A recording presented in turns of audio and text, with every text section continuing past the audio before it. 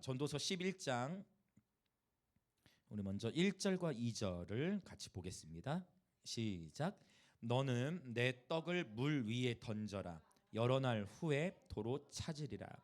7에게나 8에게 나눠줄지어다. 무슨 재앙이 땅에 임할는지 네가 알지 못함이니라. 아멘. 자, 1절과 2절. 떡을 어디에 던지래요? 떡을 물 위에. 이게 무슨 의미일까요, 여러분? 떡을 물 위에 던지래요.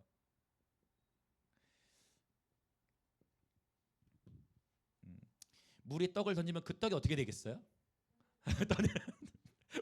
물 위에 떡을 던지면 그 떡은 가라앉습니까? 한번 자, 물 위에 떡을 던지라는 이 의미는 뭐냐면 그 떡을 물 위에 던지면 그 떡이 떠내려가서 누군가가 그 떡을 건져서 먹는 거예요.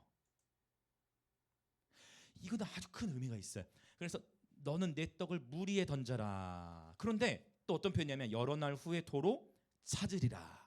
그리고 7에게나 8에게 나눠줄지어다. 1절 2절 문맥에서 보면 무슨 재앙이 땅에 임할는지 내가 알지 못함이니라. 그래서 여기서 이 내 떡을 물 위에 던지라는 것은 상징적인 의미. 고대에는 실제로 이런 역사가 나타나요.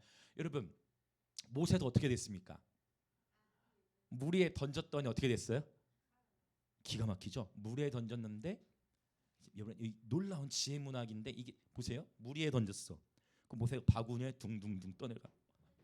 모세의 엄마는 어떤 마음이겠어요? 아이를 살리기 어쩔 수 없이 또래 떠내보냈는데 얼마나 마음이 쉽지 않겠어요. 근데 떠내려가는데 그 떠내려가는 그 바구니, 그 강가에서 누가 목욕을 하고 있었습니까? 바로 공주가 목욕을 하고 있었고 그 아이를 보자마자 자기 아빠가 내렸던 명령을 알았음에도 불구하고 아이가 너무 사랑스럽고 예쁘게 보이니까 그 아이를 어떻게 해요? 내가 얘 너무 예쁜데 어떻게 이렇게 예쁠 수가 있지? 하고 그 아이를 데려다가 키우는데 세상에 이 아이에게 쭈쭈를 줘야 되는데 자기는 아이를 낳지 때문에 쭈쭈를 줄 수가 없어. 그래서 유모가 필요했네. 근데 그때 마침 하나의 시종이 누구를 추천해요? 유모를 추천하는데 그 유모가 누구였어요? 모세, 요게벳, 모세 엄마였다는 거예요. 물 위에 떠내려 보냈는데 도로 찾았어요. 할렐루야, 할렐루야, 할렐루야.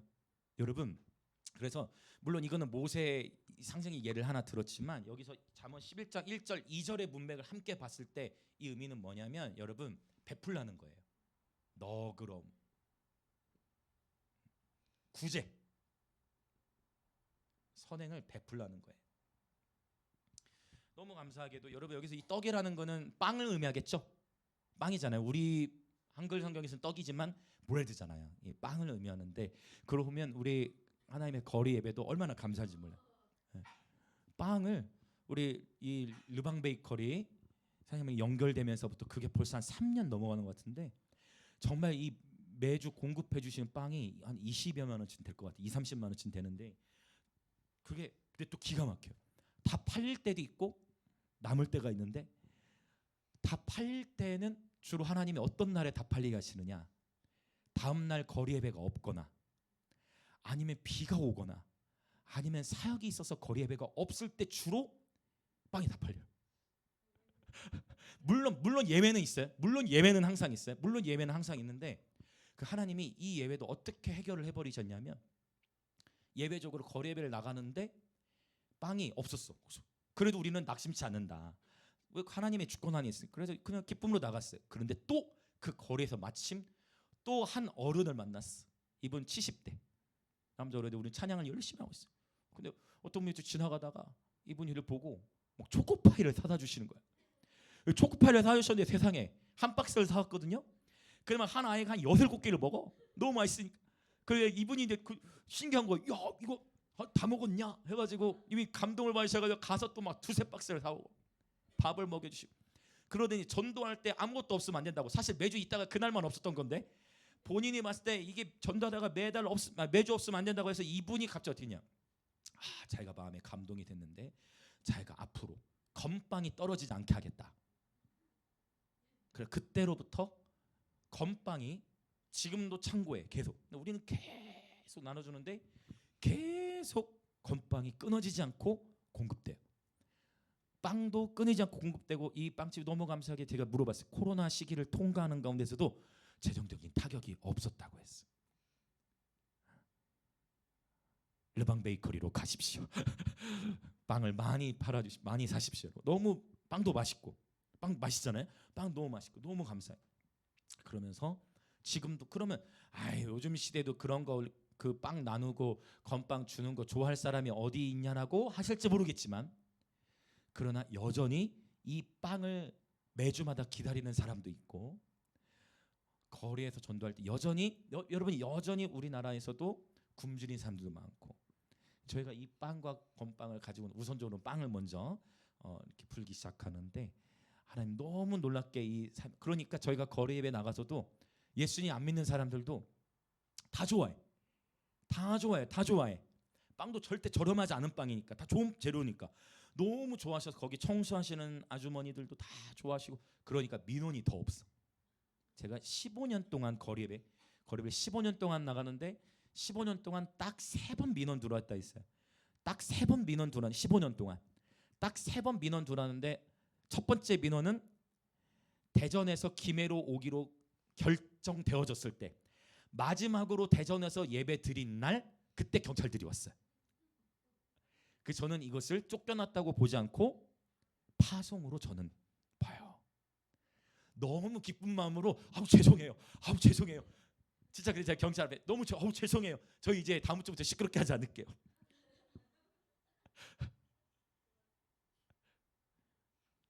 두 번째 민원 들어온 때는 언제냐? 장유에서.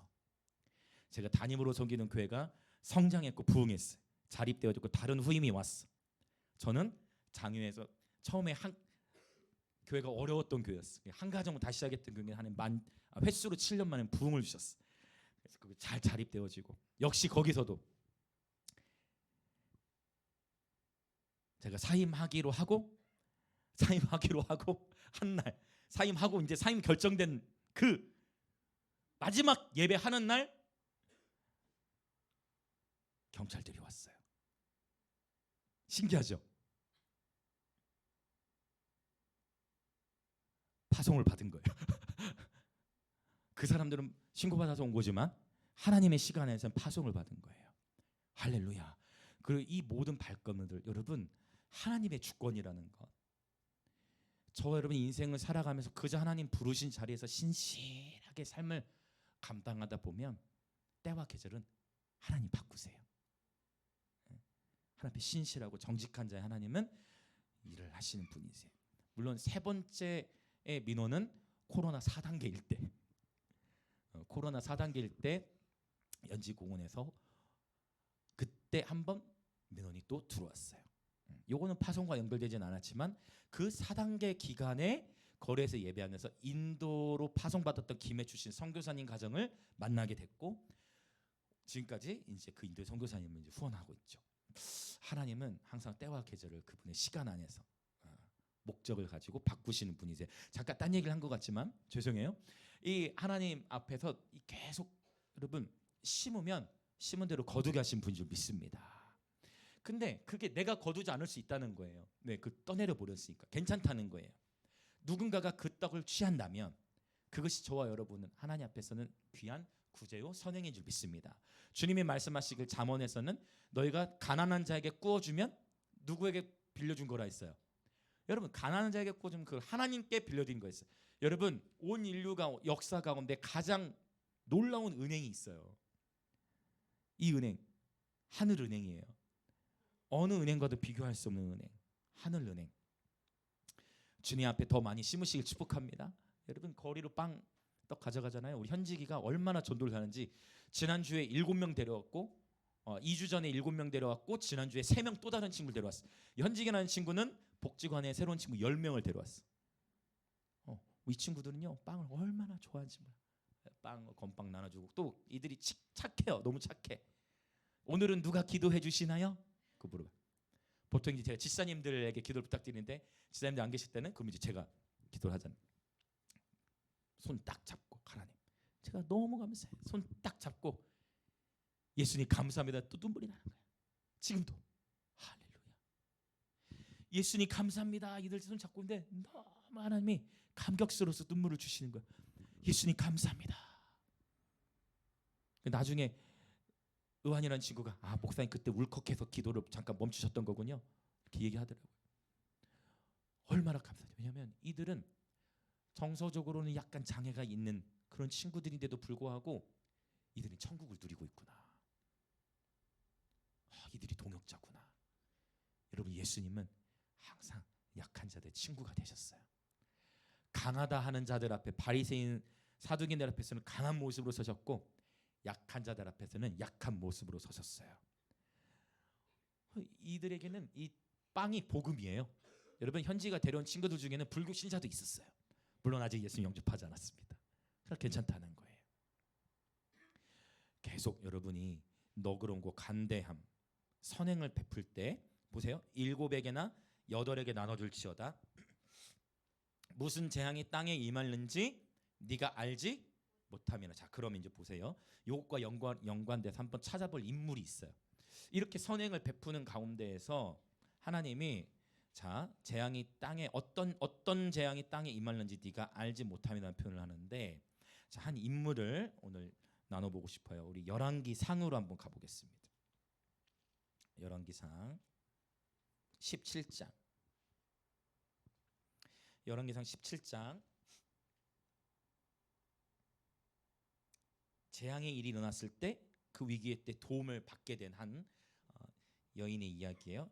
열왕기상 17장에 보면 자 엘리야 이야기가 나오는데 엘리야와 한 과부에 대한 이야기예요. 자 17장 우리 9절부터 좀 읽어나가 볼게요. 9절부터 12절까지 시작.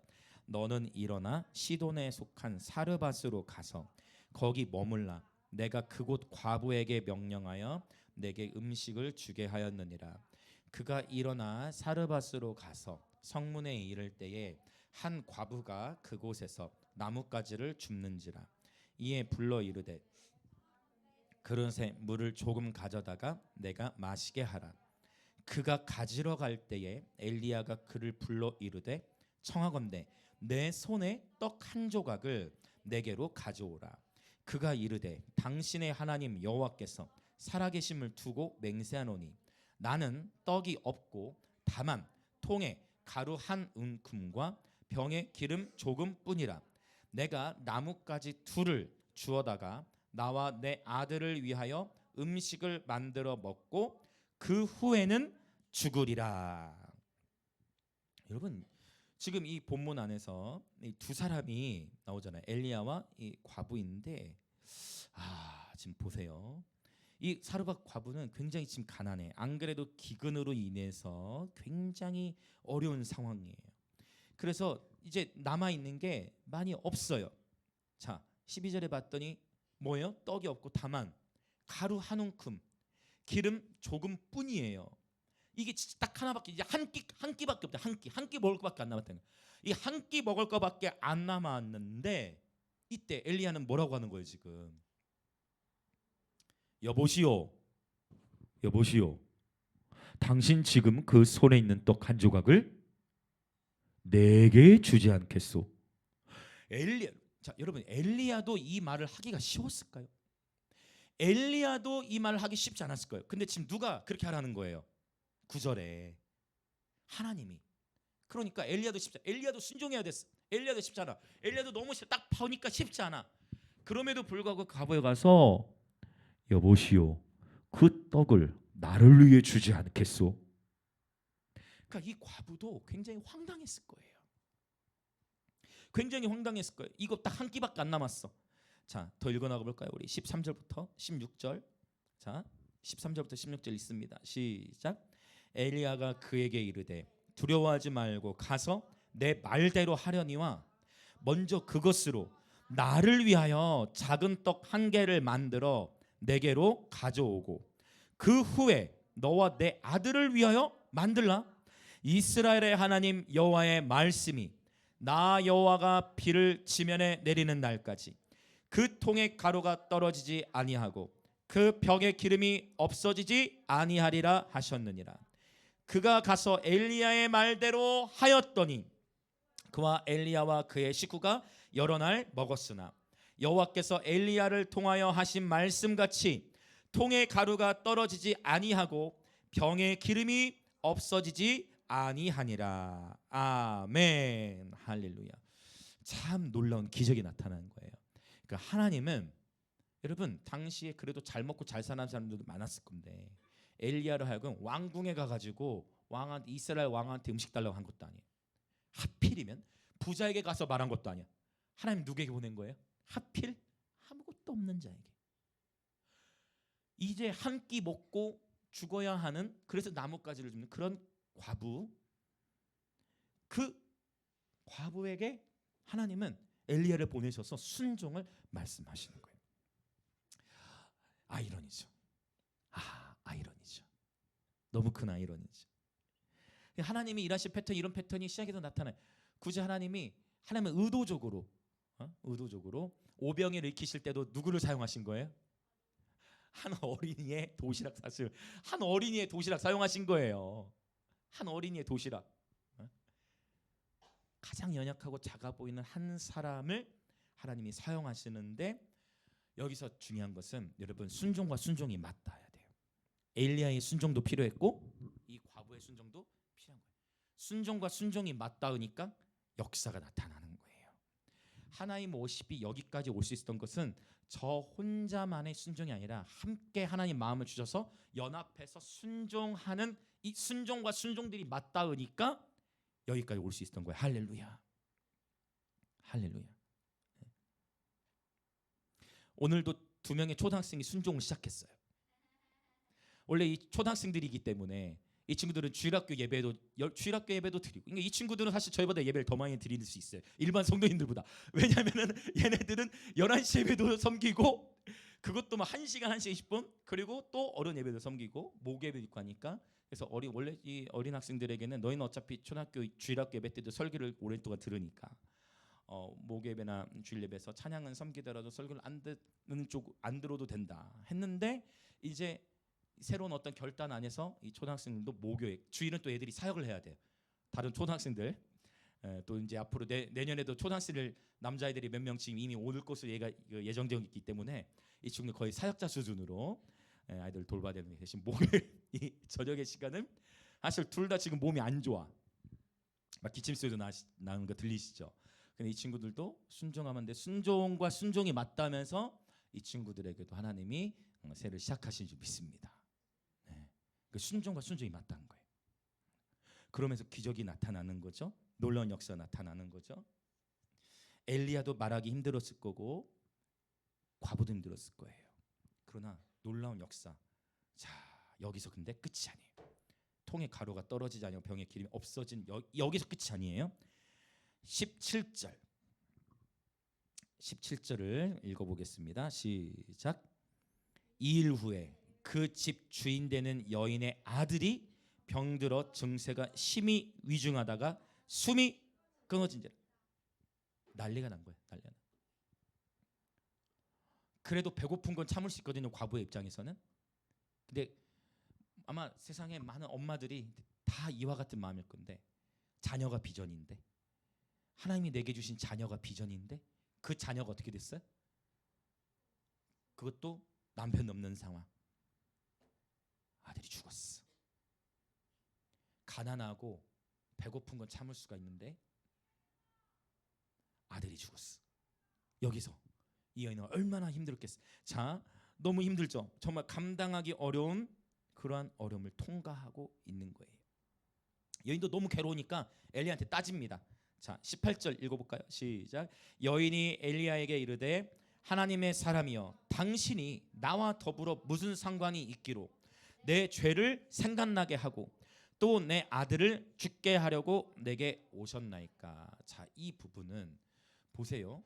지금 이 아들이 엘리야 때문에 죽은 건 아니지만 이게 여러분, 이거는 심리학적으로는 해석이 될 수 있어요. 상담학적으로는 이런 일이 해석될 수 있어요. 불똥이 튀는 거예요. 여러분, 이게 이런 일들이 실제 우리 가운데 굉장히 많이 나타나는 것을 보게 되어져요. 안 그래도 삶이 힘들고 감정이 무너지니까 저는 여러분 마찬가지 여러분 이해되시죠? 감정이 무너지면 논리가 깨집니다.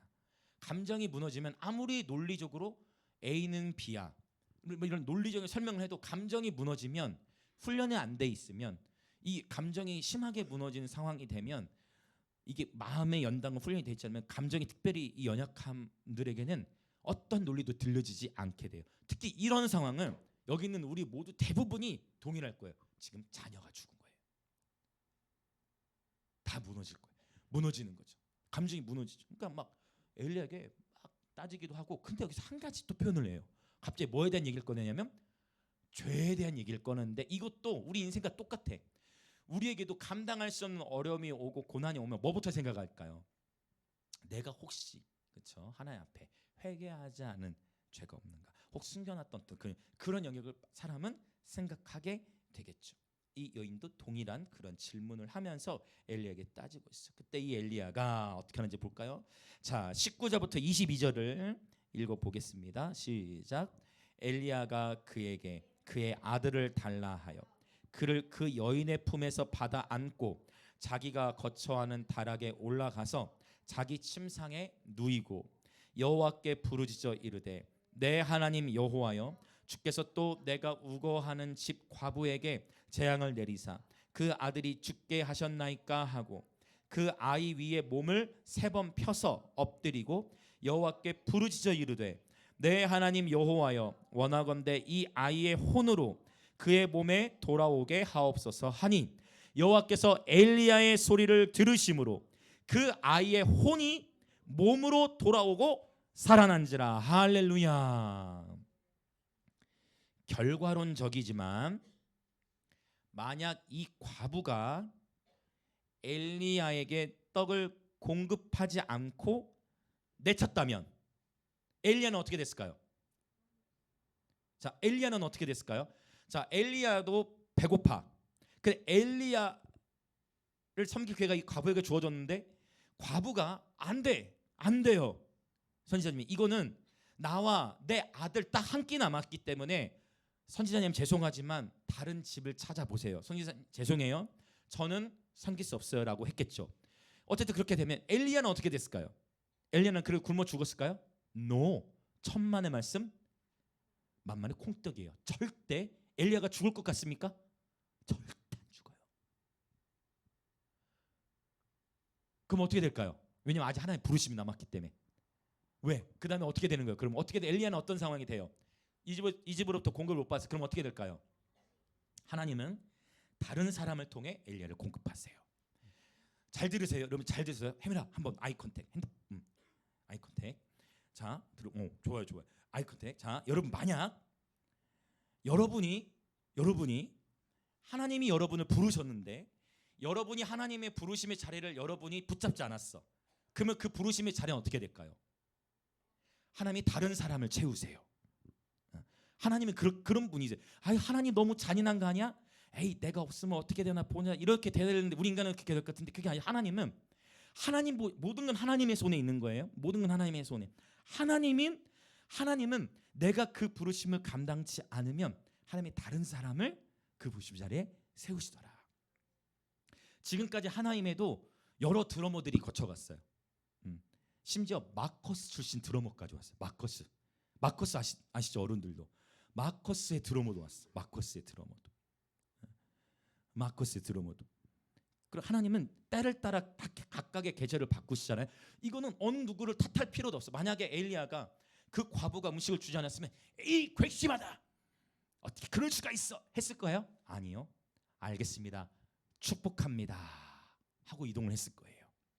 모든 하나님의 때를 따라 이동하는 건데 중요한 건 이 엘리야는 어떻게 해서든 공을 받았을까? 중요한 건 이 과부가 섬겼기 때문에 축복을 받은 거예요.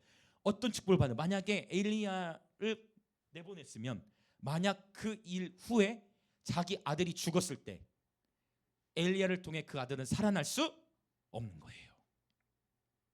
우리 인생은 이걸 못 내다봐요. 저를 포함해서 모르는 거죠. 내 앞에 어떤 미래가 펼쳐질지. 그러나 하나님은 우리에게 지혜를 주셨으니 하나님의 말씀이 우리 인생에 이 말씀에 우리 인생에 답이 들어있는 줄 믿습니다. 떡을 떠내려 보낸다는 거는, 떡을 물에 떠내려 본다는 거는 내가 이 떡을 심었으니 나에게 이런 축복이 올 거야. 혹은 내가 누구를 섬겼어. 그 사람을 섬겼으니 그 사람은 나에게 이렇게 갚아줄 거라는 걸 기대하는 게 아니라 그냥 떠나보내는 거예요. 그래서 여러분 축복합니다. 할 수만 있다면 기회가 닿는 대로 섬기시길 축복해요. 그래서 내가 섬기는 그 대상도 내가 이 사람을 섬겼을 때 이 사람을 받겠지 그런 게 아니라 그냥 순수한 마음으로 섬기시길 축복합니다. 순전한 마음으로 구제하고 너그럽게 관대하게 섬기시 축복합니다. 그러면 여러분 거두게 될 줄 믿습니다. 왜? 그 섬기는 거 누구에게 구워주는 거다? 하나님께 구워주는 것이다. 후, 할렐루야. 하나님께 구워주는 것이기 때문에 하나님이, 그래서 이 과부는 엘리야를 통해 놀랍죠. 그러니까 하나님은, 저는 기가 막혀, 우리는 모르지만 하나님은 이미 창세전부터 우리를 계획하신 하나님은 아셨던 거예요. 그러니까 과부에게 먼저 심게 하시고 그 과부의 집으로 선지자를 보내신 거예요. 죽었던 아이가 엘리야를 통해 살아나게 되는 줄 믿습니다. 할렐루야. 여러분, 하나님의 말씀에 순종하지 않으면 모든 일의 책임은 나에게 있는 거예요. 내가 하나님 말씀에 순종하지 않으면 그 모든 일의 책임이 나에게 있어요. 그러나 저와 여러분이 하나님의 말씀에 순종하면 나에게 책임이 있는 게 아니라 주님이 책임지세요. 하나님 말씀에 순종하지 않으면 자책할 수 있어요. 그러나 하나님 말씀에 순종하면 자책에서 주책을 경험하는 줄 믿습니다. 할래, 주책 이해되세요? 주님이 책임지 주신다. 자책이 아니라 주책. 자, 옆에 계시면 인사합시다. 자책이 아니라 주책으로 살아갑시다. 그러니까 언뜻 보면은 순종하는 게 더 손해 같고, 내가 왜 베풀어야 돼? 나 먹게 돼. 냠냠냠. 나 먹을 거 하나밖에 없는데. 움켜질수록 결국 안 되는 거예요. 근데 베풀수록 하나님은 더 공급하시는 것을 보게 되어집니다. 자책이 아니라 주책으로 살아가는 자. 그러니까 따지고 보면 더 지혜 있는 자는 순종함을 통해서 내 삶을 내려놔야 할 것 같은 세속적인 자유가 전부인 줄 아는 거예요. 내가 하나님 말씀대로 거룩하게 살면 나의 자유가 제한된다고 생각해요. 그러나 지혜로운 자는 하나님 말씀에 순종하면, 와우, 내가 순종했기 때문에 지금 당장 내 앞에 고난이 있더라도, 와우, 내가 하나님 말씀에 순종했으니까 내가 책임졌고, 책임이 누구에게 있다? 와, 하나님 책임이다. 제가 그래서 목요일에 그렇게 한다니까요. 11월 끝나고 하나님께 그렇게 고백했다니까. 오, 하나님이 이 예배 내려놓으면 언제든 저는 그만두겠습니다. 저는 정말 그런 마음이에요. 하나님, 주님께서 재정 다 두시고 주님께서 뭐 해도 뭐 다 주시나, 오케이, 그럼 내려놓습니다. 저는 그 마음이. 진짜로 하나님 앞에 제가 밀당하면 저는 언제든 멈출 준비되어 있습니다. 가라 하시면 가고, 멈추라 하시면 멈추고, 장소 이동도 마찬가지, 뭐든지. 그랬더니 하나님이 딱 사람을 붙여가지고 그동안 기도했던 엔지니어 형제를 붙이시고, 그렇죠? 그렇게 하나님 때를 따라서 막 탑차도 막 보게 하시고. 그래서 결국 여러분, 하나님 말씀에 순종하면 하나님이 책임지시는 거예요. 그 멈추라 하시면 멈추고, 가라 하시면 가고.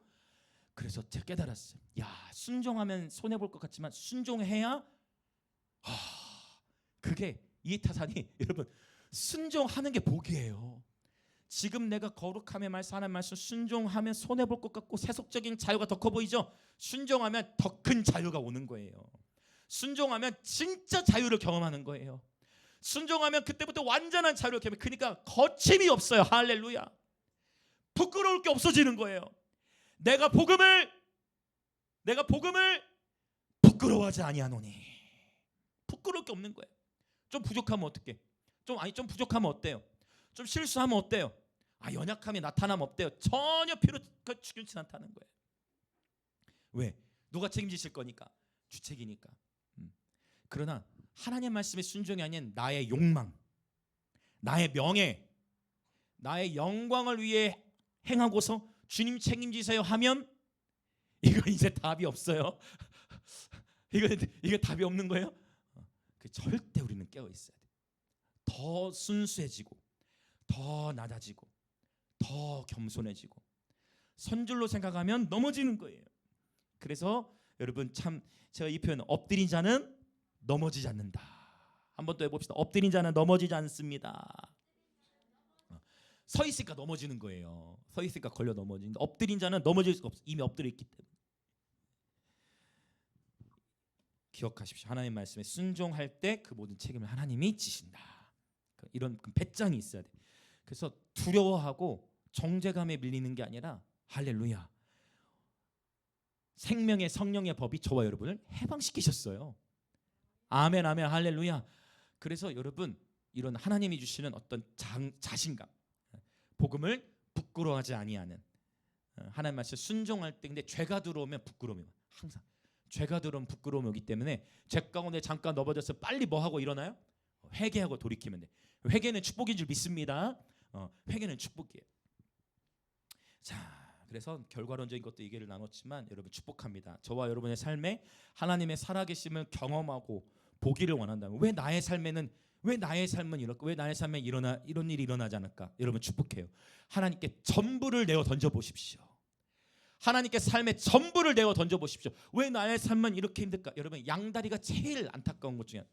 세상과 하나님 양쪽에 다 거쳐 있으면 세상 사람보다 다리가 더 빨리 찢어져요.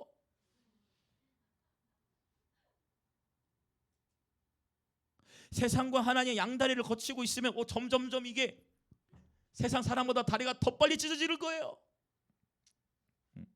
축복하면 하나님이 저와 여러분을 부르시는 거예요. 자, 우리 한번 선포합시다. 예수님 우리의 전부가 되십니다. 예수님 우리의 전부가 되십니다.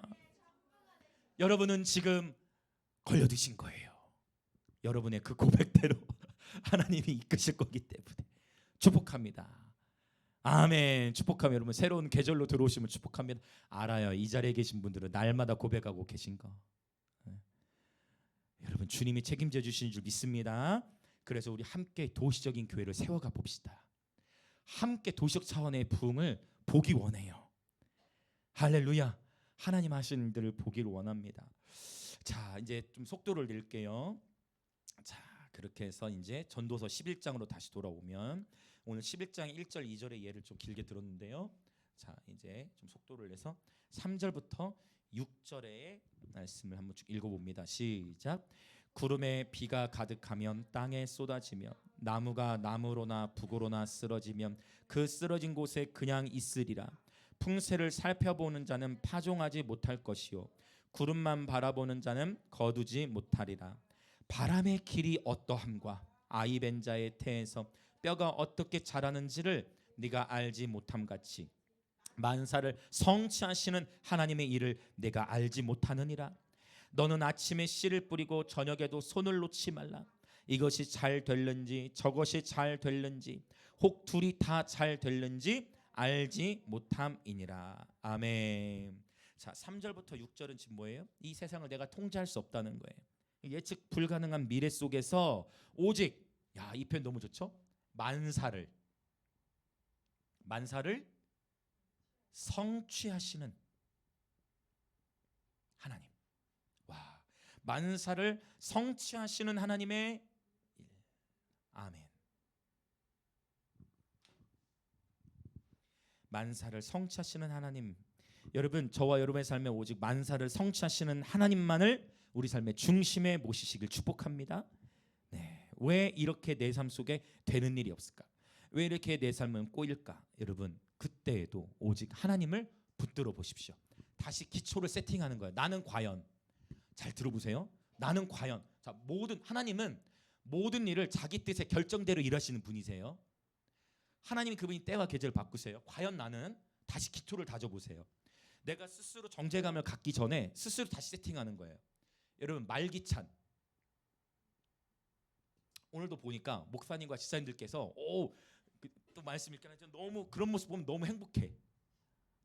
여러분 어때요? 이 말기찬이 뭘까요, 여러분? 말씀, 기도, 찬양. 그러면 대답은 하지 마세요.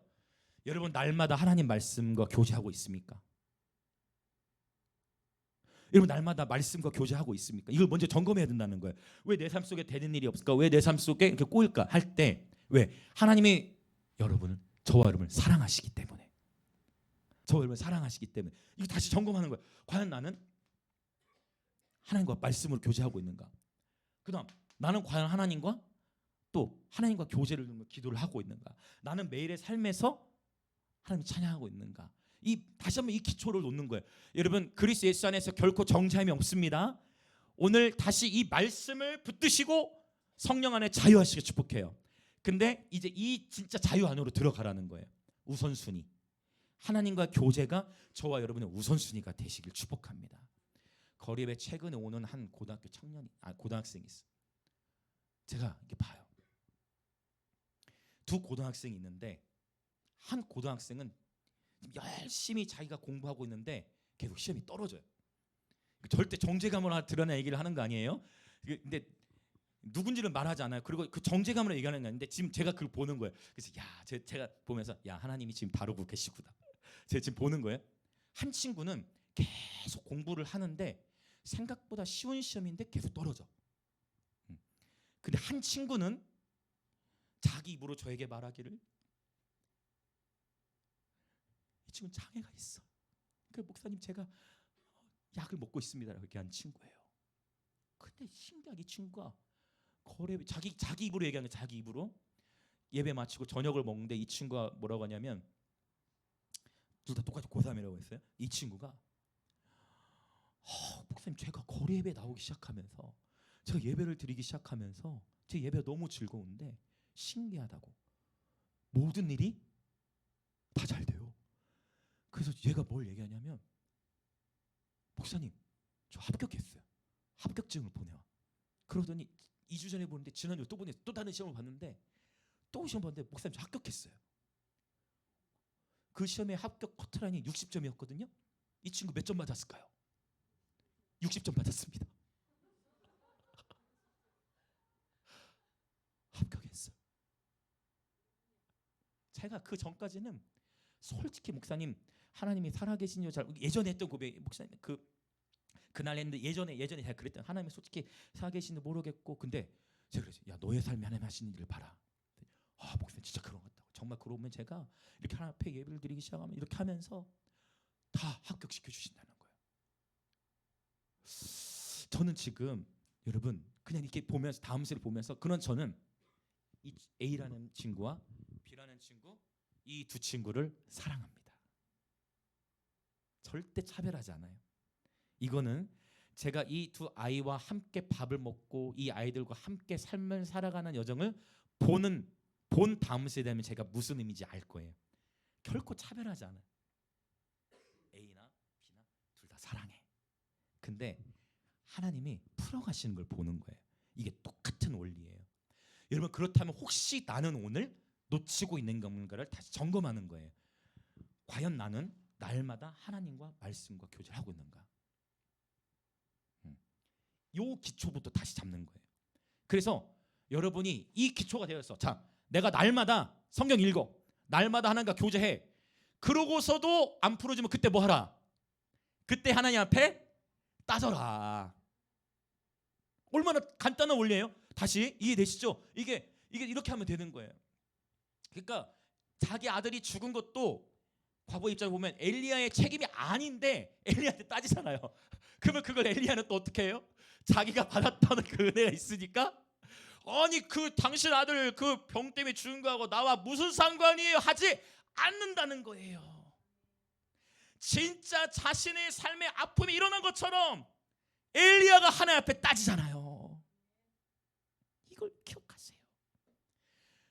아니 엘리야의 입장에서도 따질 수 있잖아요. 아니 당신 자식이 병 걸려서 죽은 거를 왜 그걸 나한테 와서 따지는다라고 할 수도 있지만 엘리야는 그렇게 하지 않는다는 거예요.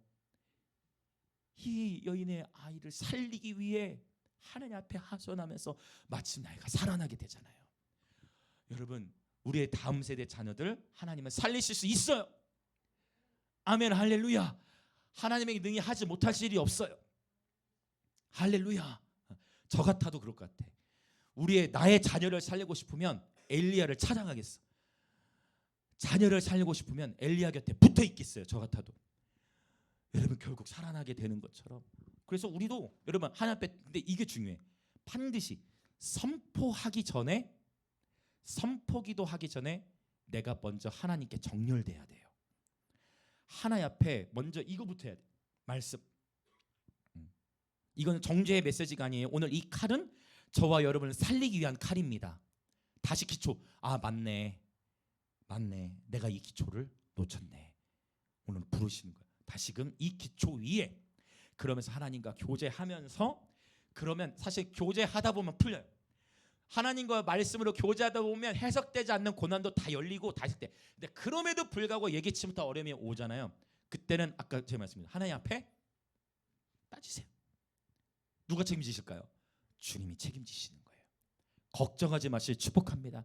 저와 여러분의 삶의 미래는 누구의 손에 있냐면 오직 하나님의 손에 있습니다. 자, 이 부분 바로 만사를 성취하시는 하나님. 이렇게 한번 인사해 보시겠어요? 만사를 성취하시는 하나님이 당신과 함께 하십니다. 여러분, 이거 모든 이 세상 가운데 일어나는 모든 일을 말하는 거예요. 모든 일들 하나님이 성취하시는, 이 신약과 연결되잖아요. 하나님을 사랑하는 자, 곧 그 뜻대로 부르심을 입은 자들에게는 모든 것이 합력하여 선을 이룬다. 나의 실수, 나의 연약함, 나의 잘못, 그 모든 것을 주님은 합력해서 선을 이루신 분이십니다. 할렐루야. 자, 7절과 8절 읽어보겠습니다. 7절 8절 시작. 실로 아름다운 것이라 눈으로 해를 보는 것이 즐거운 일이로다. 사람이 여러 해를 살면 항상 즐거워할지로다. 그러나 캄캄한 날들이 많으리니 그 날들을 생각할지로다. 다가올 일은 다 헛되도다. 여러분, 제가 다음 세대를 생각할 때도 아까 이 학생들도 마찬가지예요. 절대 목사님 왜 이게 이렇게 잘 안 되는지 모르겠어요 하면 제가 그 앞에서 절대 네가 이렇게 안 해서 그래 정죄하지 않아요. 지금 이 시간에 제가 나누는 거는 설교 시간이기 때문에 나누는 거지. 무슨 말 이해되시죠? 네, 이런 부분도 굉장히 중요한데 절대 관계 안에서는 격려하고 세우는 게 목표예요. 하나님의 말씀은 설교 시간은 말씀이 말씀답게 선포되는 게 목적인 줄 믿습니다. 자, 7절과 8절에 보면 자, 즐거움과 감사에 대한 이야기예요. 즐거움과 감사. 뭐냐면 눈으로 해를 보는 것, 눈으로 해를 보는 게 어떤 거라는 거예요? 즐거운 거래. 살아 있다는 거죠. 눈으로 해를 보는 건 즐거운 거래. 여러분, 아침에 일어나서 와, 햇살. 그것으로 인해 기뻐해 본 분. 역시 전체적으로 조금 어르신들 위주로 손을 들다가도 우리 하람이도 손을 들고 여러분 진짜 한번 생각해 보세요. 아침에 일어나서 내가 눈을 떠서 햇빛을 볼 수 있는 거, 이건 즐거운 거예요. 평범한 일상 속에서 하나님 나라를 누려야 하는데 그 하나님이 주신 일상의 축복을 보지 못하는 경우가 너무 많다는 거예요. 아침에 눈을 뜰 수 있는 게 감사인데 저희 교회 안에 망막색소 변성증이라는 희귀병을 앓고 있는 청년이 있어요. 20대 청년이. 그 이 친구는 사실 저는 보여요. 여러분은 못 보실 때가 많았겠지만 예배당에 저기서 이렇게 들어오다가 사실은 부딪힐 때가 많아요. 벽에. 그러니까 시야가 확보가 안 될 때 저 예배당 이게 좁잖아요. 통로가 생각보다. 당연히 우리 중에 부딪힐 사람은 없죠. 근데 이 청년은 저희 예배당 걸어 들어올 때 항상 그런 건 아닌데 들어오다가 벽에 부딪히는 거를 제가 예배 시간에 몇 번을 봤어요. 여러분, 그래서 그 친구를 위해서도 우리가 같이 기도하고 있는데 제가 뭐 얘기하려고 하냐면 여러분, 아침에 눈을 떠서 볼 수 있는 거 너무 즐거운 것이면서 그걸 가지고 우리는 하나님께 감사해야 돼요. 감사. 아침에 눈을 뜬 것으로 인해도 감사하고, 코를 골다가 제가 코를 많이 골거든요. 코를 그 멈추면 주님께 가야 되잖아요.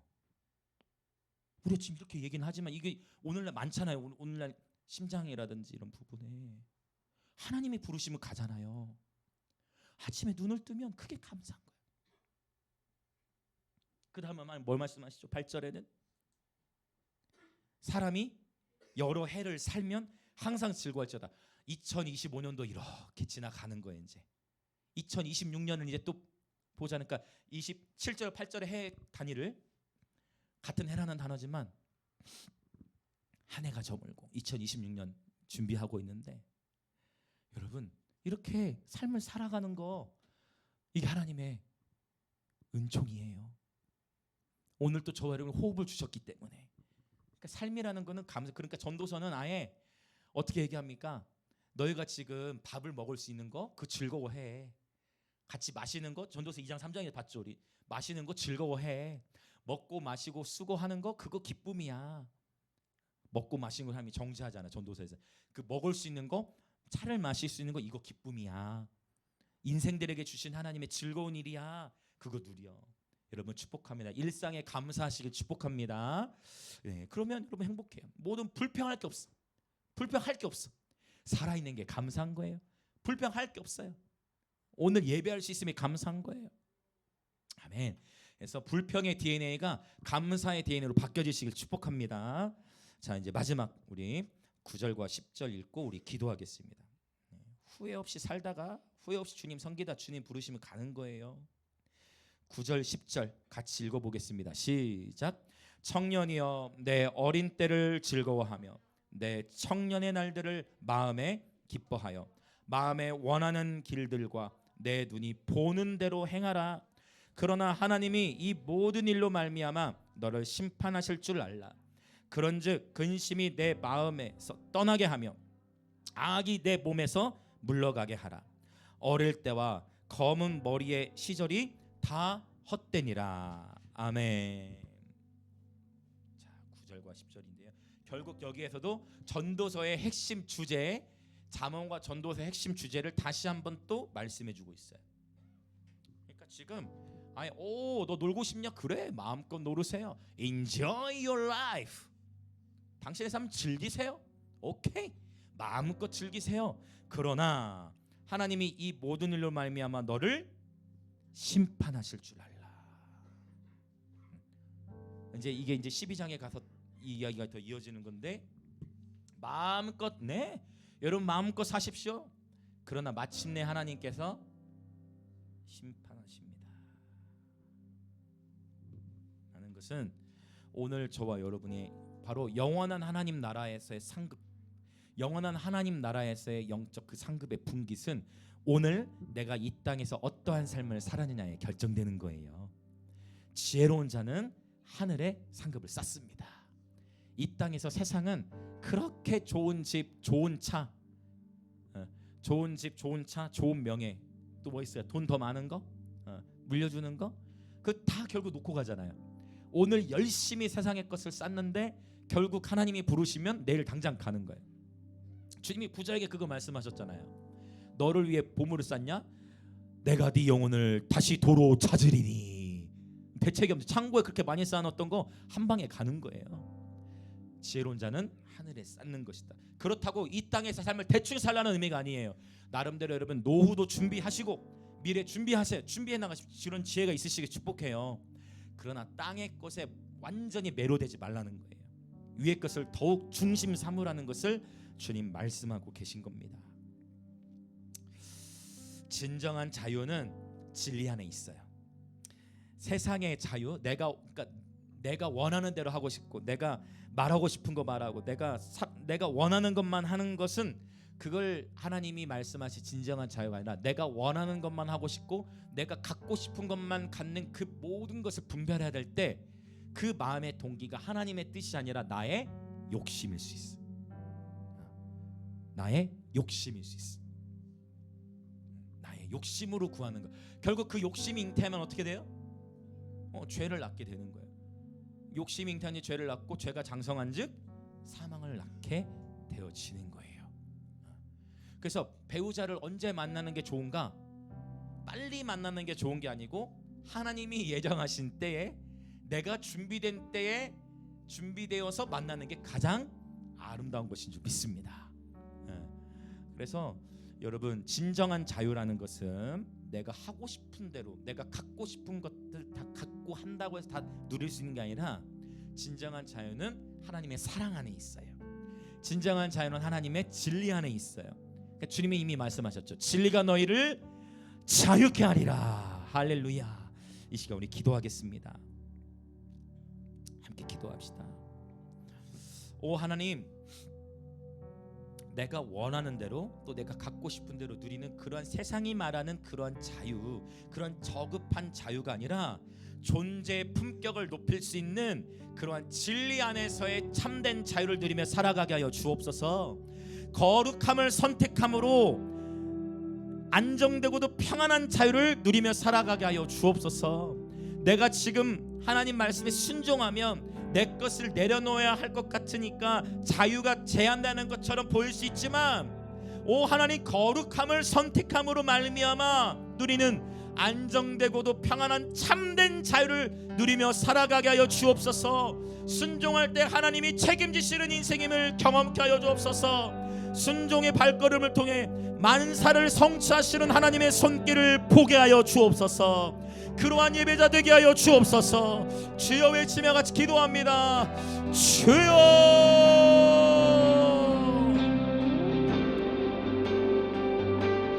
아멘. 할렐루야. 오 할렐루야. 오 사랑의 주 하나님, 만사를 성취하시는 하나님, 오늘 나의 삶을 하나님의 말씀 앞에 정렬시킵니다. 다시 기초부터, 다시 리스타트 시작합니다. 다시 기초부터, 다시 말씀으로, 다시 하나님께로, 그리고 그렇게 하나님과의 관계 안에서 살아갈 때 그 하나님과의 관계 안에서 우리 삶이 해석되어지게 하시고, 그럼에도 불구하고 해석되지 않는 고난이 있을 때는 high praise, 신실하신 하나님을 붙들며 나아가게 하여 주소서. 다시 시작하게 하소서. 할렐루야 할렐루야 할렐루야. 우리 성령 안에서 자유롭게 기도하다가 돌아가시도록 하겠습니다.